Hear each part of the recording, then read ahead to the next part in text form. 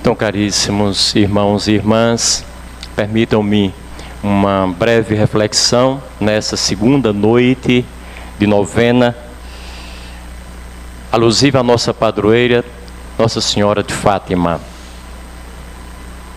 No Evangelho de hoje, nós temos algo muito importante. Jesus Cristo, como Ele próprio anunciou no texto que ouvimos agora, está se despedindo de nós. Ele sabe que a sua hora está próxima, está por chegar. E quem tem consciência de que vai morrer, tem coisas importantes a falar. E é preciso que nós saibamos escutá-las.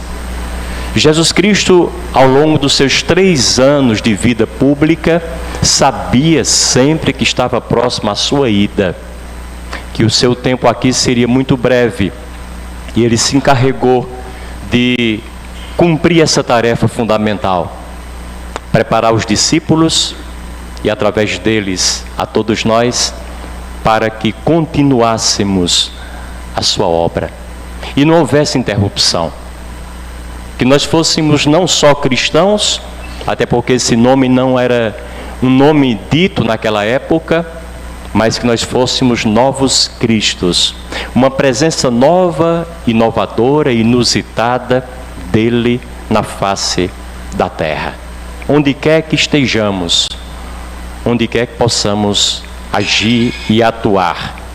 Nesse sentido, ele nos dá algumas dicas de como poderemos nos comportar, qual será a atitude mais adequada, mais favorável, na condição de continuadores da sua obra aqui na terra. Primeira coisa, não se perturbe o vosso coração. Essa é uma palavra muito importante, porque Jesus Cristo sabe e reconhece que uma das piores coisas que pode acontecer a um ser humano é ter um coração perturbado.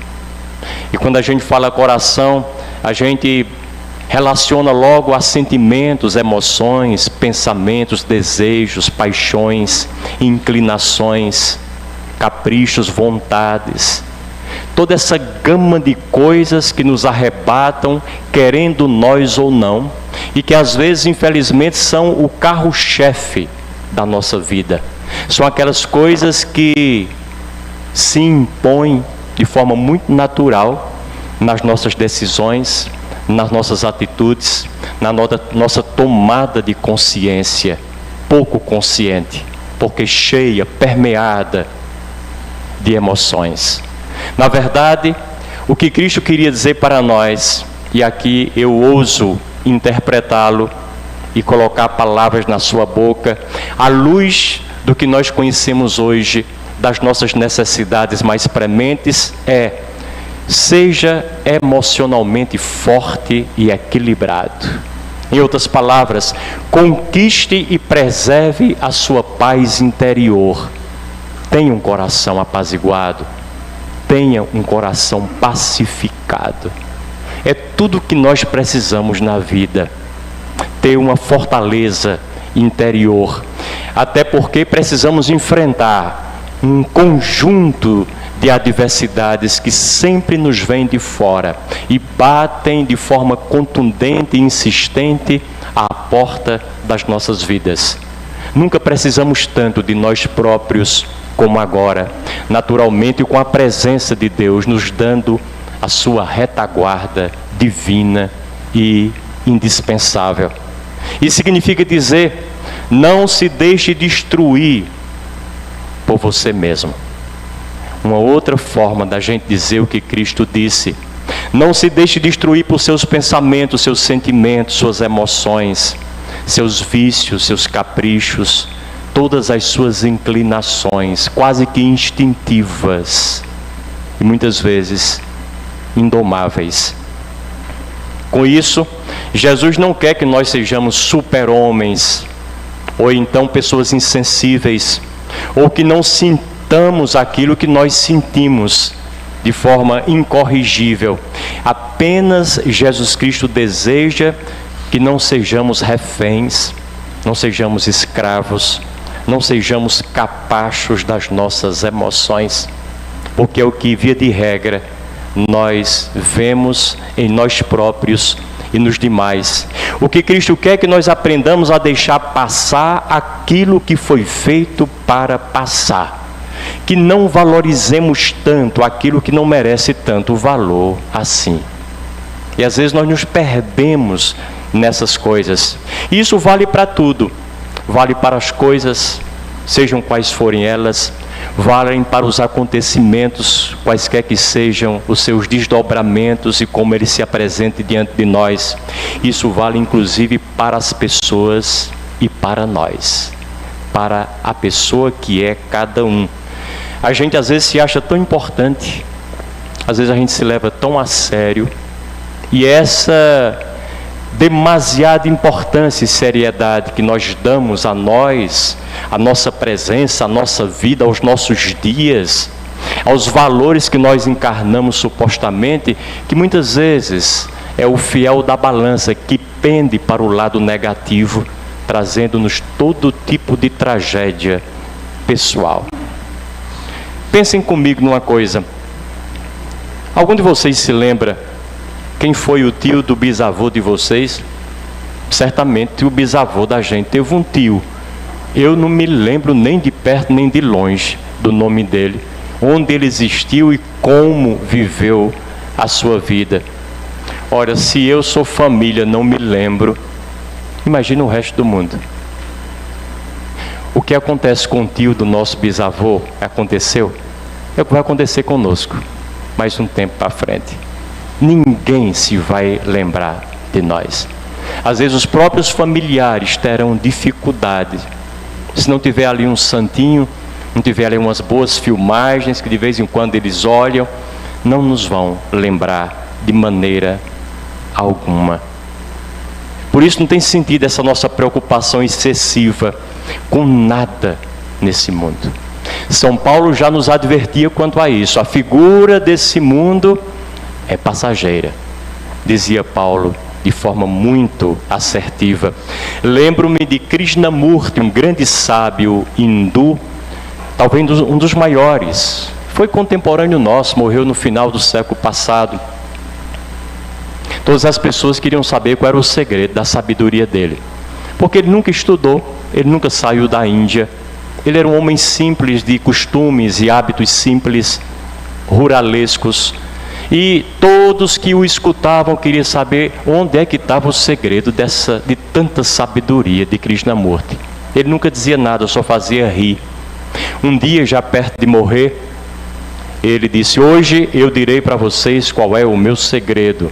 Todos ficaram naquela expectativa, não vendo a hora de chegar o momento tão aguardado.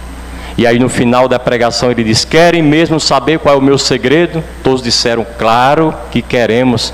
Ele disse: o meu segredo é que eu não dou a menor importância ao que acontece. Pronto. Ele não desenvolveu isso não. Deixou que cada um interpretasse a seu modo e colocasse isso na sua vida. Mas nós sabemos o que isso nos quer dizer. Às vezes nós nos damos muita importância às coisinhas, picuinhas, pequenininhas, miudinhas que nos vão acontecendo. Valorizamos de tal maneira que perdemos o horizonte da vida. Deixamos de saber onde é que estamos e para onde vamos. Perdemos o horizonte e a certeza do que de fato importa. E ficamos presos ao que não tem a mínima importância. Uma segunda estratégia que talvez nos livre dessa tragédia de termos um coração perturbado, quem sabe seja priorizar as nossas decisões ao invés dos nossos desejos. Guardem isso. Se alguém quer viver de forma certa, correta, justa, equilibrada, especialmente imprimindo esse equilíbrio e essa justiça à sua vida afetiva, à sua vida emocional, evitando um coração perturbado, priorize sempre a execução das suas decisões e não a execução dos seus desejos, das suas vontades. Você decidiu, por exemplo, ser uma pessoa feliz junto a outra pessoa, vai aparecer um monte de desejo contrário. Vai aparecer de vez em quando o desejo de brigar, de criar confusão, discutir, de ofender, de maltratar, de virar as costas, de ir embora, deixá-los ou deixá-las sozinhos, de sair daquela relação. Mas você sabe que a sua decisão, que certamente foi tomada com sangue frio, com tranquilidade, sem nenhuma emoção à flor da pele, usando o máximo da sua razão, portanto fazendo aquilo que deveria fazer e decidir, essa decisão é que tem de valer. Você tem que decidir sua decisão. Não siga seus desejos, porque os desejos são muito perigosos. Esse mundo dos afetos podem nos atrapalhar de forma irremediável. Podem nos levar a lugares tão ruins que igualmente são irreversíveis. Não dá para a gente voltar atrás. Então é preciso seguir as nossas decisões. Aprendamos a guardar o cavalo que há em nós. Porque de vez em quando tem um cavalo aqui dentro que quer dar coice em todo mundo.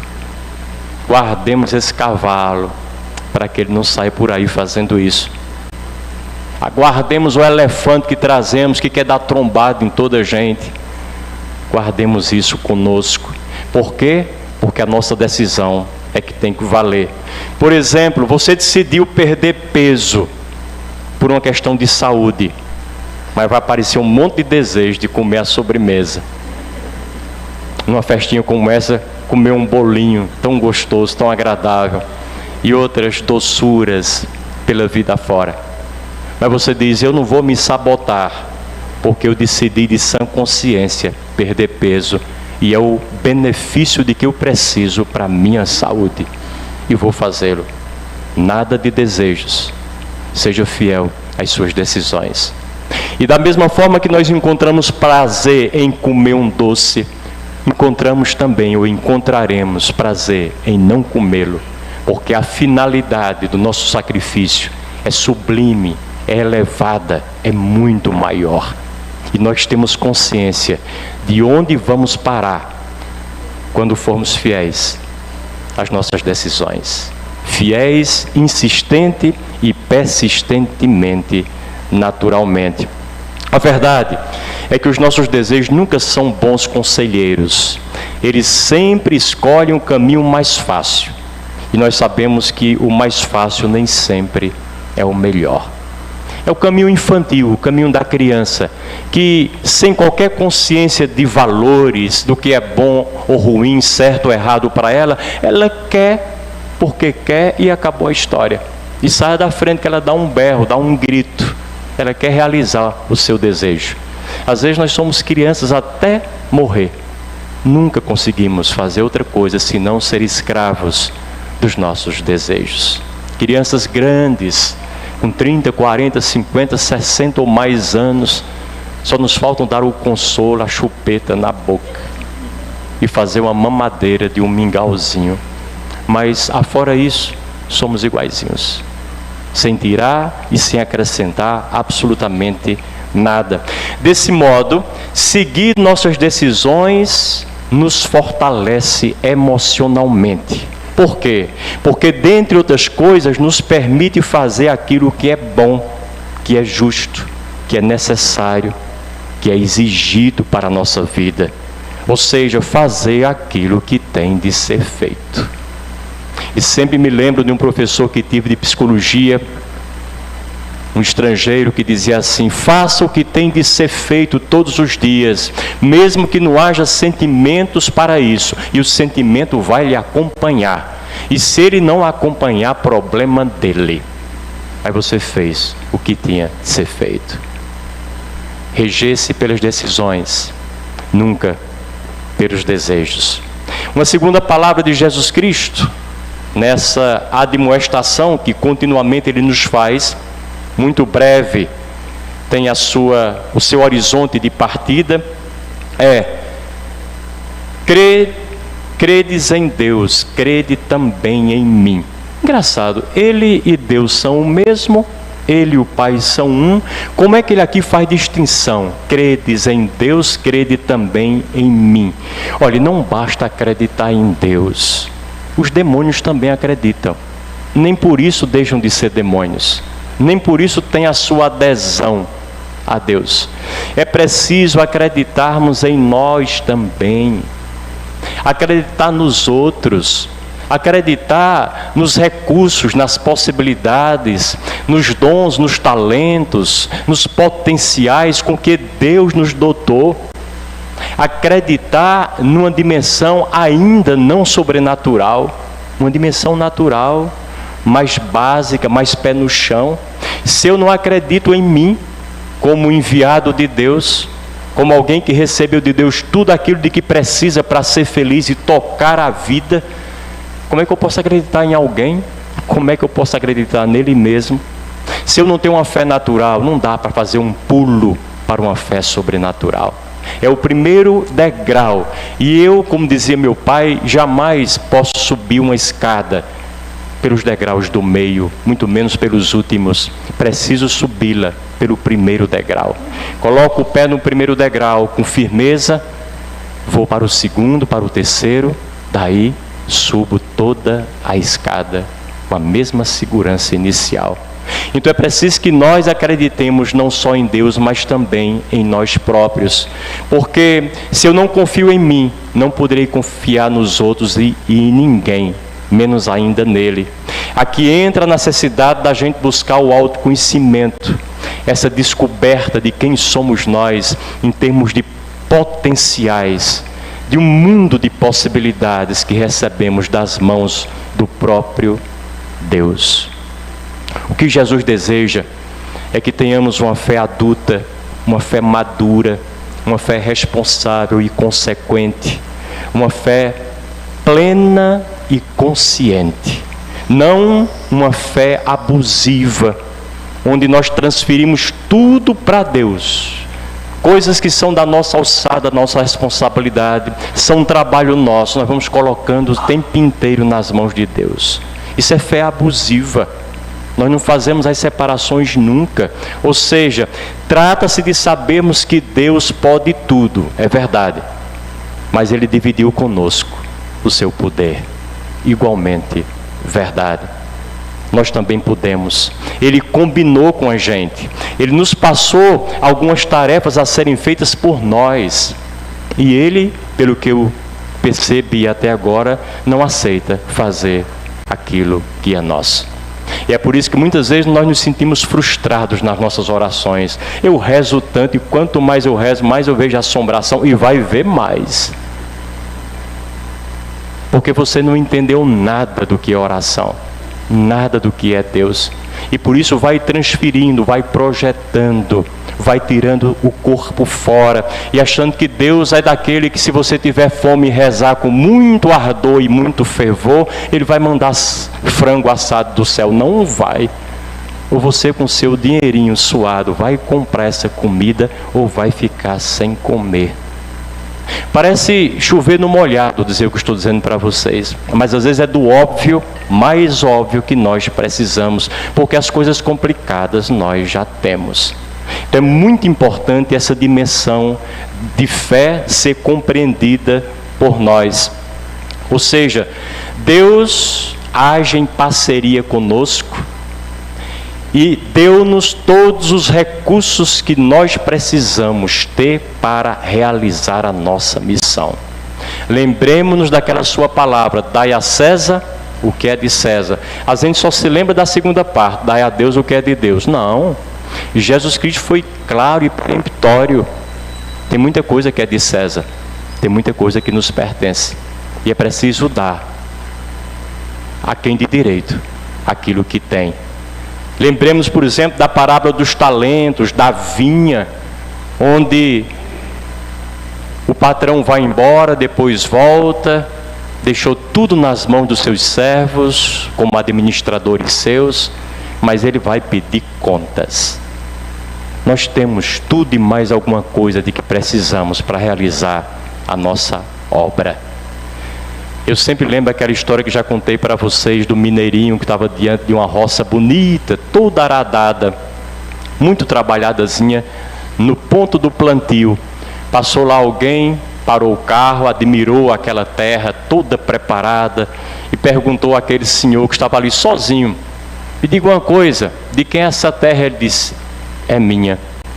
Ele disse: e quem foi que preparou essa terra toda para estar tão bonita assim? Ele disse: modéstia à parte, fui eu.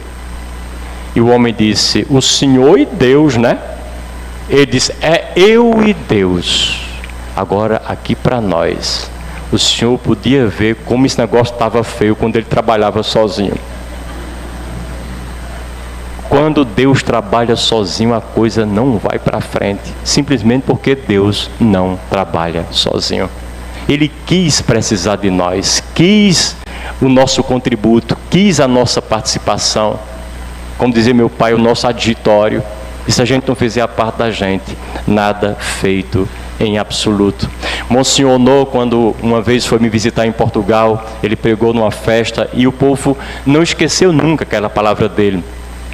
Era uma comunidade que tinha como padroeira a Santíssima Trindade. Ele dizia assim: olhe, Deus não tem imagem, tem imagem de Cristo, tem até imagem do Espírito Santo em forma de pomba e outras maneiras de expressá-lo, mas Deus não. Ninguém chega numa casa de santo e diz: eu queria uma imagem de Deus para levar para casa. Não tem. Nenhum artista usou, nenhum escultor quis fazer. Por quê? Porque a imagem de Deus somos nós. Onde quer que cheguemos, foi Deus quem chegou.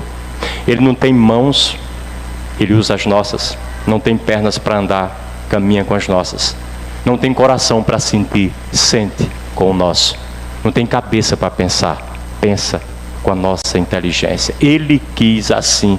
Portanto, a gente não pode tirar o corpo fora e dizer que a gente não pode nada, que Deus é quem faz tudo e acabou a história.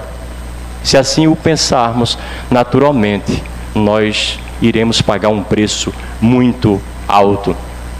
Vocês têm o costume de dizer, e nós todos, né? Maria passa à frente e pisa na cabeça da serpente. E quem foi que disse que Maria quer passar à frente? Pode ser que em algum momento ela queira que nós sigamos à frente, e ela vai na retaguarda, como sempre foi presença na vida do seu filho, sem interferir, e quer que nós sejamos ousados e corajosos para, com o nosso próprio pé, pisar a cabeça da serpente. É muito importante isso. Não transferir de forma aleijada, de forma incorreta, injusta, indevida, aquilo que é nosso, que nos pertence. E Jesus Cristo dizia assim: vocês farão as coisas que eu faço e farão coisas maiores ainda. E nós não acreditamos e por isso não fazemos, porque estamos sempre à revelia, sempre à espera, sempre no desejo de que Ele faça por nós. E por último, Jesus Cristo diz: vou preparar-vos um lugar para que onde eu estiver estejais também vós. Com isso, Jesus Cristo nos faz questionar sobre o nosso destino, a nossa destinação. Quem somos nós? Onde é nossa morada? Se alguém perguntar onde é que você mora, a gente imediatamente diz: rua tal, número tal, CEP tal, cidade tal. Nós não somos daí. É um lugar muito provisório, extremamente passageiro. Ou seja, nós somos seres da eternidade. E Jesus Cristo nos desafia a tomar consciência dessa condição nossa por aqui de transitoriedade. Essa condição de passageiros que somos. Tinha um amigo que dizia que nessa vida todos somos passageiros, inclusive o motorista e o cobrador. Não há ninguém que fuja a essa condição de passagem. Portanto, aprendamos a viver a vida desfrutando o melhor que ela tem para nos dar, deixando de lado o mais que nós pudermos aquilo que não vale a pena de maneira alguma, que não constrói, que não ajuda, que não melhora, que não contribui, que não nos faz evoluir de forma nenhuma. abstrairmos disso é um grande feito. Tem aquele monge que na Quinta Avenida, um mongezinho simples, coitado, ele tropeçou ou tropeçaram nele, um homem que vinha com um monte de sacola cheia de compras, algumas delas se quebraram porque o homem caiu, esparramou-se na calçada. O mongezinho olhou para ele, ele levantou-se com a cara de poucos amigos, partiu para o monge fez assim aquela posiçãozinha e disse: olhe, senhor, eu não sei quem foi que provocou esse nosso embate. Depois eu não tenho muita necessidade e não estou com vontade de explorar para saber quem foi o culpado. Agora, se fui eu o culpado, eu lhe peço perdão. Se foi o senhor, sinta-se perdoado. E tocou a vida para frente. Desmontou qualquer reação maléfica do outro. Gosto muito disso. Vocês conhecem aquela história da moça que estava num trem, de repente entrou lá uma mulher muito deseducada e deselegante, com um monte de sacola, e foi sentando lá numa cadeira vizinha àquela moça, jogando as sacolas por cima da moça, ferindo até a moça, batendo a cabeça da moça. E tinha outra ali que estava horrorizada com aquilo. Como é que a senhora faz isso? A moça ali tranquila no seu canto. Quando a mulher desceu, aquela senhora que estava horrorizada foi lá e disse: mas a senhora, você não fez nada. Essa mulher lhe maltratando com esse monte de sacola, você não fez nada. Ela disse: não vale a pena. A viagem juntos aqui é tão curta. Ela já saiu na primeira estação. Quando nos ferirem, nos magoarem, nos maltratarem, nos perseguirem, disserem todo tipo de mentira contra nós, nos traírem, nos decepcionarem, ao invés de reagir, nós podemos muito bem pensar: a nossa viagem aqui é muito curta, não vale a pena. Na primeira estação, quem sabe eu fique, ou essa pessoa que está me trazendo algum malefício, seja ela a ficar. Nenhum de nós vai passar por tantas estações. Vamos parar em alguma delas e vamos descer do trem. Será a nossa vez. Então percebam vocês que não vale a pena absolutamente nada nesse sentido.